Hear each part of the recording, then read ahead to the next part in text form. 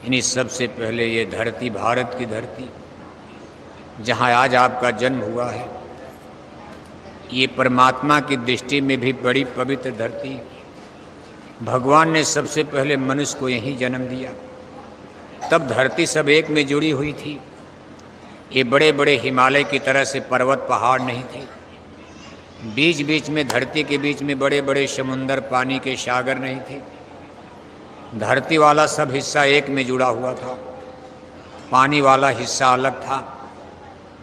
आगे चल करके घटना घटी, धरती फट करके टुकड़े टुकड़े में, जैसे नाव में बैठ करके आप पानी में तैरने लगते हो, ऐसे धरती के टुकड़े टुकड़े होकर और तितर बितर खंड खंड हो गए।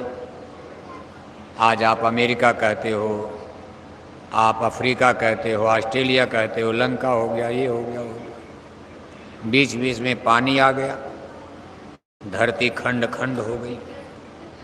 टक्करों से बड़े बड़े पर्वत पहाड़, हिमालय जैसे पहाड़ खड़े हो गए। लेकिन शुरुआती दौर की स्थिति कुछ अलग थी। जैसे नए कपड़े आप बनवाते हो, 2-4-10 दिन तक कितना चमकता, धीरे धीरे कितनों महंगा कपड़ा हो, समय बीतने के साथ साथ उसकी चमक खत्म होने लगती। आप कहते भाई कपड़ा पुराना हो गया, अब दूसरा खरीदेंगे। ऐसे धरती को बने ही बहुत दिन बीत गया। शुरुआत में ये धरती हीरा की तरह चमकती थी, सोने की तरह सुनहली चम चम चमक रही थी। विज्ञान कह रहा कि धरती को बने हुए धरती की आधी उम्र बीत गई और धरती को बने 6 अरब से ज़्यादा समय। अरब बहुत होता, 100,000 का 1 लाख, 100 लाख का 1 करोड़, 100 करोड़ का 1 अरब, 6 अरब बरस।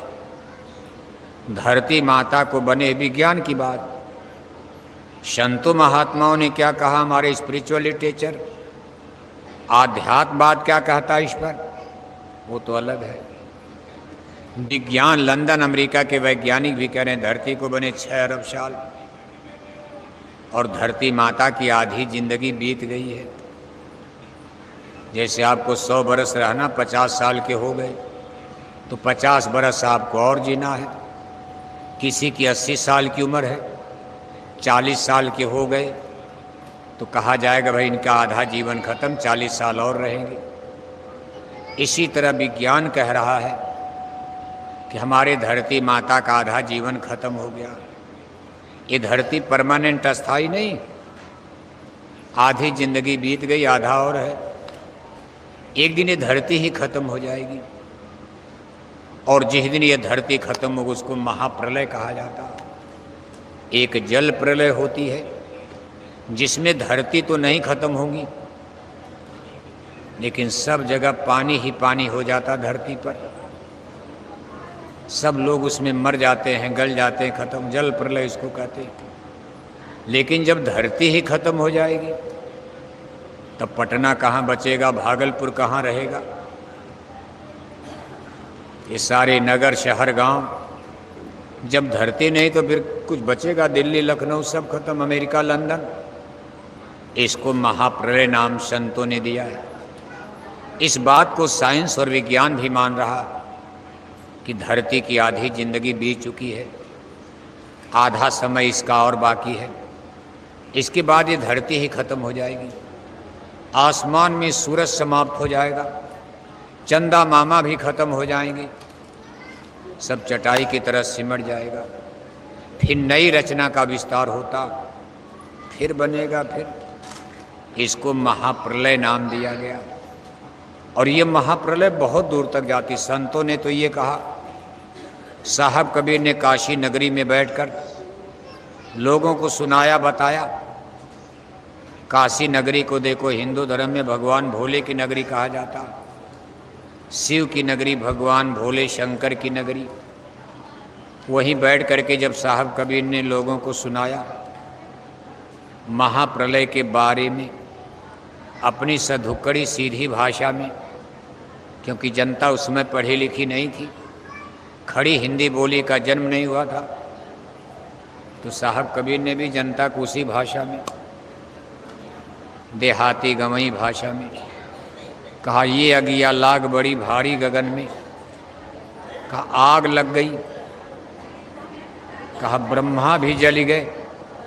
कहा ये आग धरती को भस्म कर गई।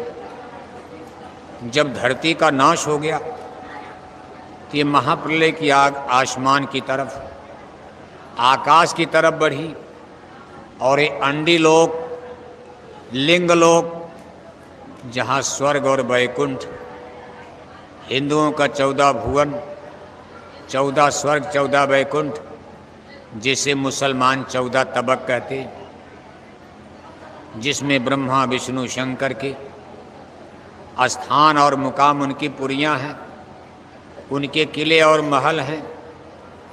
ये आग देखो धरती को खत्म करने के बाद ये महाप्रलय की आग अंडी लोक की तरफ चली गई और वहाँ जा कर के कहा ब्रह्मा भी जली गए, विष्णु भी जली गए शंकर जटाधारी गगन में। ये अगिया लाग बड़ी भारी गगन में। कहा ब्रह्मा नहीं, विष्णु नहीं, शंकर, कोई नहीं बचा। स्वर्ग वैकुंठ भी खत्म हो गया। उसके बाद फिर आग आगे बढ़ी। परम पूज्य स्वामी जी महाराज अपने सत्संग में कहते थे कि ये महाप्रलय की आग भंवर गुफा, जिसको सतलोक का नाका कहा जाता, वहाँ जाकर के ये समाप्त होती, वहाँ तक विनाश हो जाता। तो फिर जब धरती नहीं तो हम लोग कहाँ, गांव घर मकान सब। लेकिन आत्मा, जीवात्मा, यानी सोल, ये अमर है, इसका तो नाश होता नहीं। फिर धीरे फिर रचना बनती है, फिर बनाया जाता, धरती बनती है, सूरज चांद तारे बनते, स्वर्ग वैकुंठ, और फिर आत्माओं को नीचे उतारा जाता। इस तरह से कितनी बार महाप्रलय हो चुकी है, कितनी बार जल प्रलय हो चुकी है। साइंस और विज्ञान, फिजिक्स, उसका था पता नहीं लगा पा रहे। लेकिन हमारे स्पिरिचुअल पर्सन्स, आध्यात्मिक महापुरुषों ने, संतों ने, महात्माओं ने, फकीरों ने अपने स्पिरिचुअल लिटरेचर्स, आध्यात्मिक ग्रंथों में, रामायण, गीता, वेद, भागवत, शास्त्र, पुराण में इन सारी चीज़ों का बयान किया। लेकिन आज के इस वैज्ञानिक युग में लोग उस पर विश्वास नहीं करते। इस तरह से देखो, जब धरती पर मनुष्य ने जन्म ले लिया तब उनका एक ही धर्म है। अभी 2-4 धर्म नहीं, न हिंदू धर्म, न मुसलमान धर्म, न सिख धर्म, न ईसाई धर्म। जिस दिन मानव धरती पर पैदा हुआ, सारे संसार के मनुष्य एक ही धर्म को सपोर्ट कर रहे, फॉलो कर रहे। उसको सनातन धर्म कहा गया है। सनातन धर्म का मतलब जिसमें शब्द और प्रकाश का ज्ञान होता। शब्द और प्रकाश के ज्ञान को सनातन धर्म कहते हैं। प्रकाश का मतलब जैसे मान लो भगवान भास्कर छिप जाए, अंधेरा हो जाए, अंधेरी रात हो गई, आपके पास आंख तो है लेकिन कोई टार्च, लाइट, लैंप, रोशनी नहीं है, बिजली का बल्ब नहीं है, आसमान में सूरज है नहीं, रात हो गई। आंख रहते हुए भी आप नहीं देख पाओगे। आंख है, ये आपकी आंख भी तभी देखेगी जब कोई प्रकाश पुंज, प्रकाश का सोर्स होगा। टार्च जलाओगे, लैंप जलाओगे, दिया जलाओगे, दीपक जलाओगे, या भगवान भास्कर निकल जाए, सुबह हो जाए, दिन हो जाए। इसी तरह से ब्रह्मांडों में देखने के लिए प्रकाश की आवश्यकता, वेव्स ऑफ लाइट। आज हमारा आप आंख बंद करो, आप ऊपर तो अंधेरा नजर आ रहा, ऊपर प्रकाश है ही नहीं। लेकिन जब लोगों में प्रकाश था, अंदर में स्वर्ग वैकुंठ, देवी देवता, ईश्वर ब्रह्म, जब ये जीव जगत में पहले पहल आया, इस शरीर रूपी पिजड़े में इसको सिचुएटेड किया। शरीर तो पिजड़ा है ना, शरीर आत्मा नहीं है। आत्मा अलग है, शरीर अलग है।